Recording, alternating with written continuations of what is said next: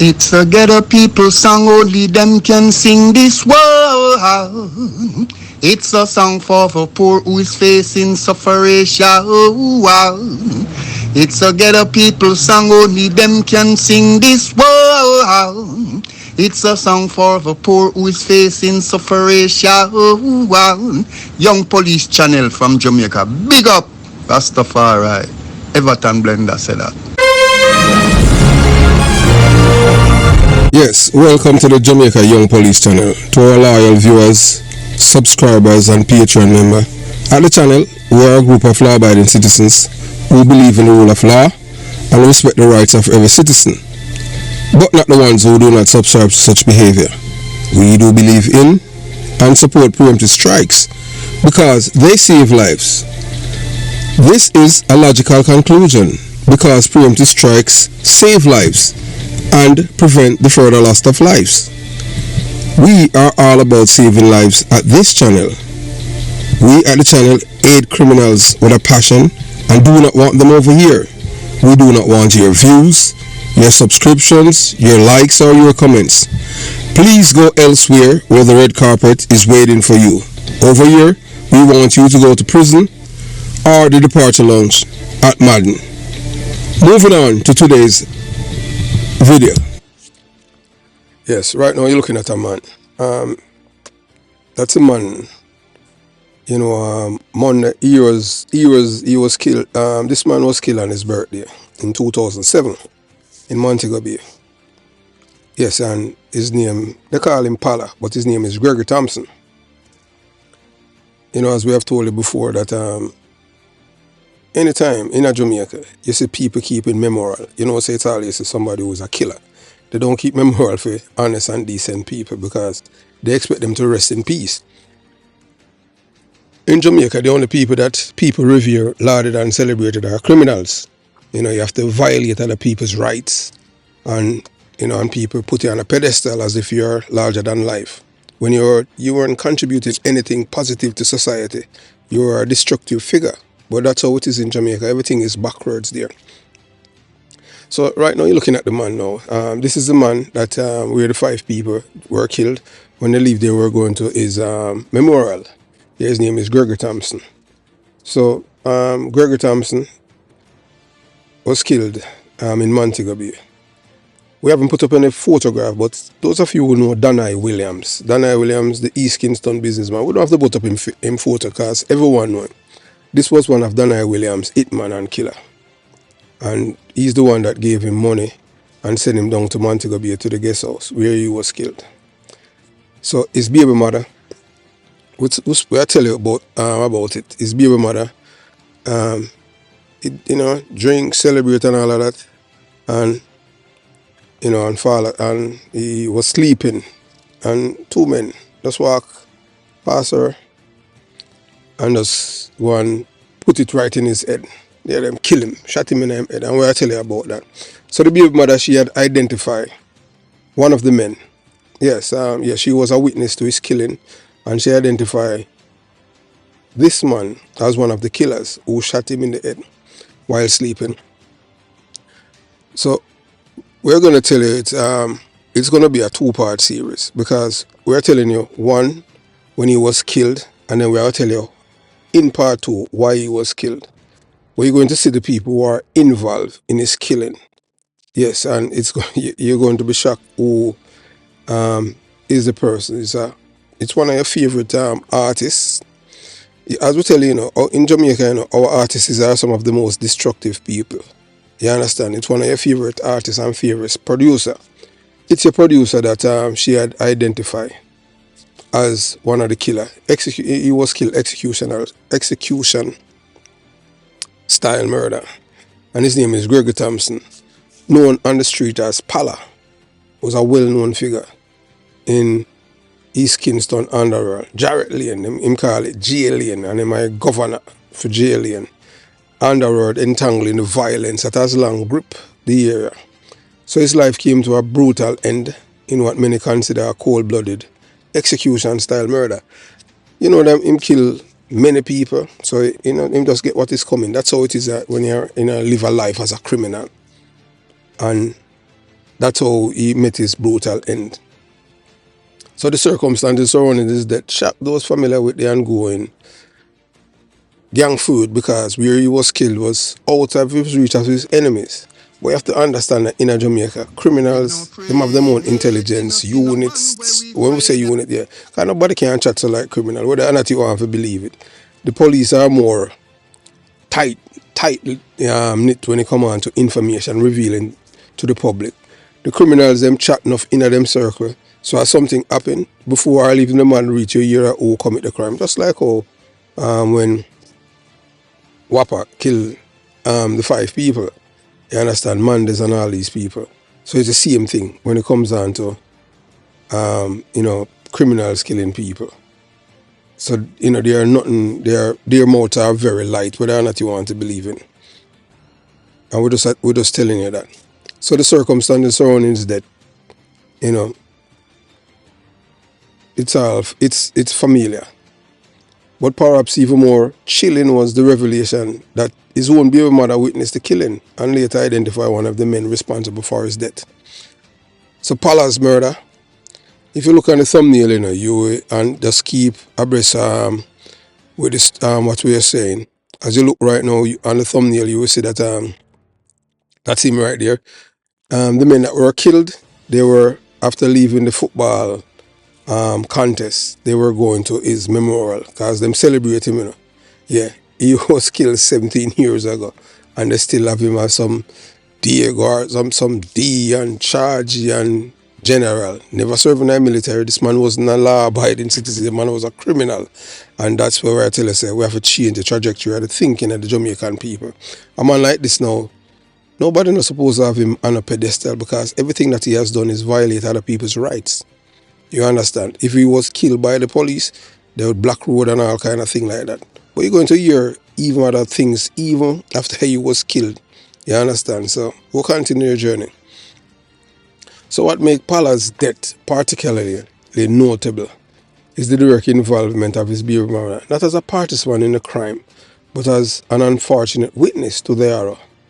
She was present at the scene and saw everything unfold. Them never hurt her. She had the misfortune of watching the father of her child be gunned down in cold blood, a traumatic experience that would forever mark her life. So in the days that follow, the pressure on her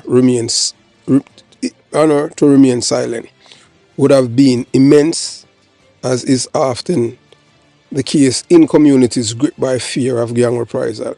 So she shut her mouth all these years, and now that everything, she just reveal things now, you understand? So however, in the remarkable act of courage, Palla's baby mother, she came forward and identified one of the men who shot him that fateful day. And the night them kill him in a day, and he must sleep. You understand? But she never tell the authorities that she recognized the man who pulled the trigger. But we at the Jamaica Young Police Channel were able to get a hold of the information. And, and the man who delivering the fateful gunshot that take him life. Yeah, so, this man was a notorious killer, as we tell you already, from East Kingston. So this identification marked a significant turning point. As eyewitness testimonies is often hard to come by in gang-related killings, where the code of silence, commonly referred to as inform of the dead, prevails. So her bravery in pointing out one of the killers, despite the risk for to our own life. But you have to understand, the people involved, the only person knew that he was down there, apart, it was Danai Williams. So you have to understand how the underworld works. This was a man that said him not taking an attack from Paul Burke and all of these things, being very, very obnoxious. And you have to understand that these are the people who are the people with the big shots them we call. All of the shots them on the street. So you can't disrespect them. So the importance of breaking the silence that allows such violent cycles to continue unchecked. So them rely on people inform of the dead, so you shut your mouth if you want to live. So the identification of one of Palla's criminal killers bring into sharp focus the broader issue of violence and betrayal that plague Jamaica, and particularly Montego Bay. So it is likely that the man she identified was someone Palla knew personally, as is often the case in these situations. In the world of organized crime, trust is rare and fragile commodity, and allegiances can shift in an instant. It's possible that the very people Palla once worked with or trusted could have turned against him, orchestrating his demise to settle scores or to gain power in the never-ending struggle for control within the underworld. So you know that he was Danai Williams' killer. Yeah, one of Danai Williams' killer. Yes. Danai Williams give him money to go down there and then him end up dead. Normally that's where him spend his birthday. And him even, well, I'll tell you some things, because him have people, him have connection down there with the same criminal them. So the motive behind Palla's murder, some people don't want to say a speculation, but it's not speculation, but we'll tell you in part 2. So those deaths is widely believed to be linked to the broader web of gang conflicts and criminal enterprise in which he was involved. His connection to powerful figures in Kingston criminal hierarchy, including, rumors of association with prominent dons like, and then businessman Danai Williams. He wasn't taking any talk from Paul Burke. You can't this them man the out of East Kingston. You understand? Them man them make East Kingston. That made him a target. So it is not uncommon for an individual like Palla who operates with these circles to eventually become victims of the very violence they once perpetrated or were affiliated with. Palla's execution was not just a personal tragedy for his family, especially his baby mother and child, but also another dark chapter in the escalating violence that has gripped Jamaica. So his death sent a clear message to others in the criminal underworld. No one is untouchable, and even the most feared figure can meet their end when the tides of power shift. So him now, when him wake up and try move, him realize him dead. Him a look down upon him body. That time him soul. So the judge him a cry and them thing. But him forget how many people him kill. So it was just his turn. Because in a life of crime, criminality, that's how you end. Your end is always bitter. So she identified the man to the right. That man is Shabdon, Linval Thompson. Yes. Shabdon, yeah man. Shabdon killed Palla. It's Shabdon and a man, not a man, but she able to identify Shabdon publicly, in a public figure. And down there a film place. So he had killed, Shabdon killed Palla for Vybz Kartel in St. James. And then he was there. They killed 5 people at his memorial birthday party. That's they were about to leave there then to go to his memorial. So Shabdon is the man that she identified as the man who killed Palla. So here where the problem lies now with Shabdon and Vybz Kartel. Vybz Kartel he kills because we're going to tell you in depth, It has to do with a war that Vybz Kartel was in a war with a man from the same community where I used to live, Waterford. And because this man, he was a very feared gunman, But Vybz Kartel, very, very witty. And that's why them same smart and all of the other gunmen, all of the other criminals them. So in Jamaica, the fear of retaliation often prevents witnesses from following through with testimony. People normally give, although she give police them, she never give them no description because she tell them so she can't able to identify them. She knows him a killer, him a criminal, him dead. She knows say a life of crime, you have to just move on.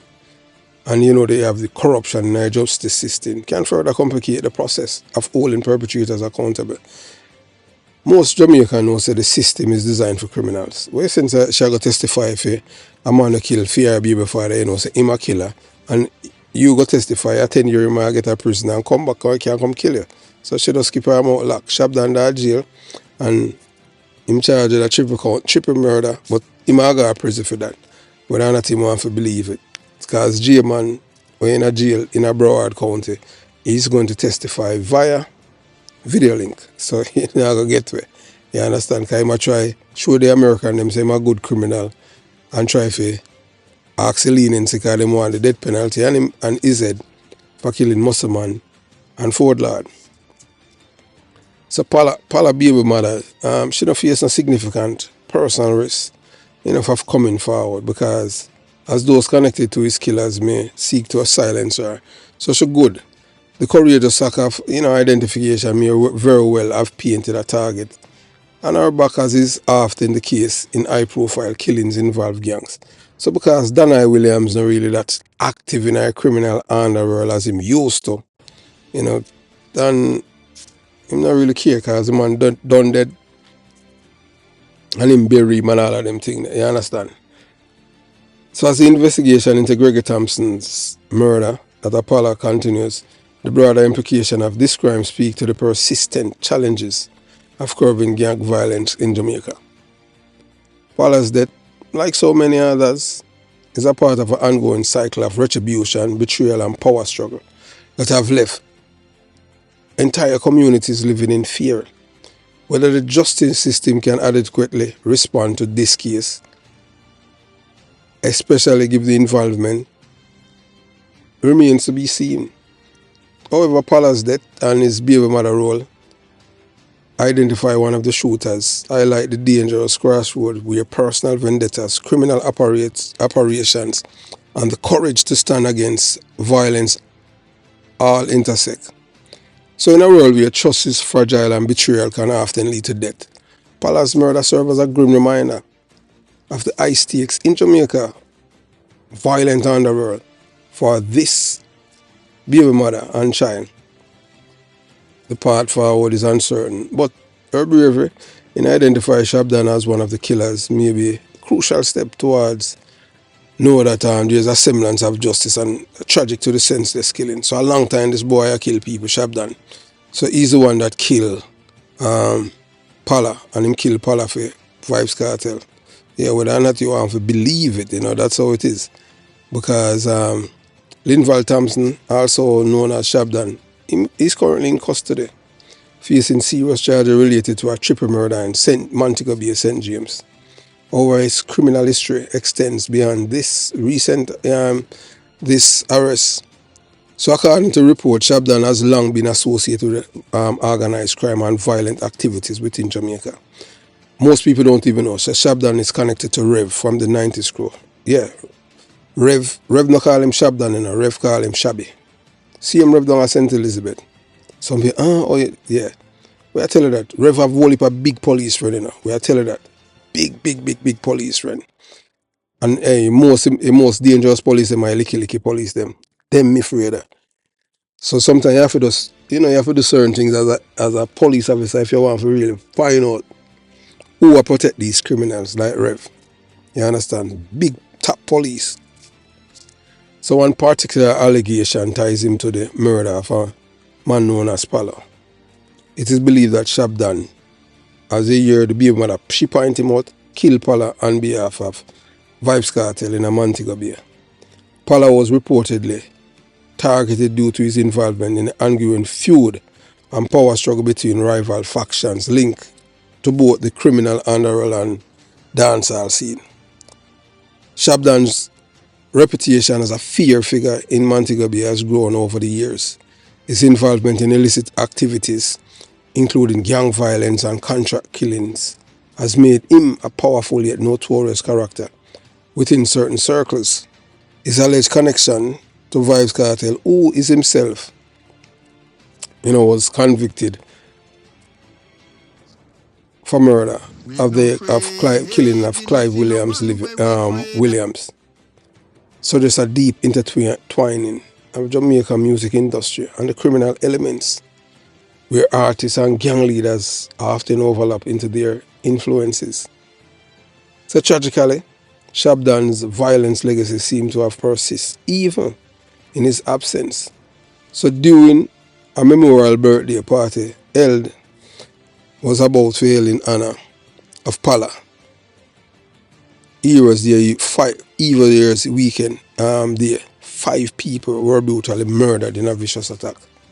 The massacre highlight the cyclical nature of violence in the region, where acts of retaliation and retribution often claim multiple lives. It also serves as a grim reminder of how Jamaica's murder rate continue to be driven by these deep-seated feud between gang members and their affiliates. So this cycle of violence has not only devastated families and communities, but also perpetuated a culture of fear. Many innocent lives are caught in the crossfires, with gang-related attacks like these sending shockwave, through Warwick Isle. Them call it pleasant. I would say it's unpleasant because there's nothing pleasant up there and surrounding areas. So the police, already overwhelmed by the sheer volume of violent crime, are now faced with the daunting task of not only solving the current, quintuple murder, but also addressing the fallout from the latest atrocity. The ongoing struggle between gangs in Jamaica often connect to prominent figures in dancehall music scene continues to fuel much of the violence in communities like Montego Bay. For those involved, the lines between music, money, and murder blur, making it a more difficult for authorities to bring end to the bloodshed. So we're telling you about the intersection of dancehall culture and organized crime in Jamaica. A case study, Linval, Shabdon, Thompson, a cycle of violence. This topic explores the complex relationship between Jamaica's vibrant dancehall music scene and the shadowy underworld of organized crime. Using the case of Linval Thompson Jr., also known as Shabdon, some people call him Shabby, the subject matter delves into how prominent figures in dancehall culture are often linked to violent criminal activities, creating a dangerous fusion of entertainment and crime. It examines Shabdon's alleged involvement in the murder of Palla on behalf of Vybz Kartel, and the subsequent wave of violence, including the killing of 5 people at a memorial party, Heroes Day, for show you how this man dead over 17 years and people still, have the man like him as some hero when this man violate many people's rights. When this man was there at jail at Central, him not eat criminal, him not eat jail food, him get 3 meals a day, because the police them get paid well for take care of this great killer. So the focus is on how this interconnected network of crime and music fuel a cycle of murder, retaliation, and fear, shaping the social landscape of communities like Warwick Hill, them I call it Pleasant Hill. We say no, it's unpleasant. Yeah, so I don't understand how a man, enjoy a life of crime, you understand? So the cycle of killing, continues. As you have seen, as we've told you before, Mondays, they had 5 people that killed who were going to the memorial of this man, Palace. That is Gregory Thompson, aka Palla. So we're gonna part 2 will be coming up shortly, and we tell you why Vybz Kartel, the self-proclaimed world boss, remain highly influential figure in dancehall, despite he was in prison for the murder of Clive Lizard Williams. Right now, him take all of the accident out of the room, and no other artists don't have the persona to continue as him resonate with him fan. Vybz Kartel, him have right now him control the dancehall arena, and the others them, as him say, them just have to follow, because while the man just have a hold on the people, them brain and them thing there, yeah. You understand? So as you know that Vybz Kartel, he's the one who is behind the killing of Palla. And Shabdon is the man that carried it out. And this murder is a larger pattern of violence tied to Kartel's influence over the streets, despite, him pretend as if him have a halo over him head. Vybz Kartel is just a violent man, whether or not you want to believe it. And one of the reasons why he has survived for so many years is because him witty and him always outsmart even him own friends them who are around him. You understand? Gang violence in Jamaica especially linked to high profile figures like Kartel and Gregory Thompson, that are Shabdon, often spill over into the lives of individuals who are connected to these criminal enterprises, either by association or through territorial disputes. So for Vybz Kartel them to let Shabdon kill Palla down there in Montego Bay. You know that I might forget certain permit. Well, them don't need a permission on them thing because at them control along this of Montego Bay for them place. So they were here before us. Them just do what them want to do and just send them straight to the departure lounge. And that's how it is. When you kill people, you expect to be killed. But we are telling the main reason behind is killing why he had. And that's why even the people them out by Mountain View, they were saying that it was Mountain View men that killed him. No, it wasn't. Mountain View people have nothing to do with his death. The only person, well, Danai Williams knew that he was going on here because he gave him money to go to Montego Bay. But Mountain View people have nothing to do with his killing. His killing comes straight from Vybz Kartel, from Waterford. You understand? All because there was a war between Vybz Kartel and another man. And just because Palla was saying that the man there is a man where him look up to. But Vybz Kartel fear Palla, so he wasn't taking any chances. And at the time, Palla did act up, and other people, they want to kill him. Because you have people up on the hill, you understand? You have people up on the hill when them see nothing with him, FEMA government, where they want him dead. So that's why the people, them, they believe, say, are same people in Warwick Hill, that kill him in a Montego Bay, in which they did not know where he was at the time. So all of this happened, because money, connection and all of these things, betrayal. So there's no honest criminals. You have to always remember that. And that's how him get betrayed and that's how him lose him life. Palla wasn't an angel, Palla was a criminal. So him live by the gun and die by it. His death was even more brutal than the death that he has unleashed on his victims, because at least they knew that they were dying. When him soul wake up, him realize him dead. So him supposed to cry in him soul, but no tears now fall. Them time him realize that him dead. So his death is even, and not him heart attack him get gunshot in him sleep. And we're going to elaborate upon that because you're going to hear something. That's why I was telling you see, music, everything we hear them doing in music, whether or not you want to believe it, it have to do with real life things. And you're going to hear in a part 2. Have yourself a beautiful day. Jamaica, Young Police Channel out.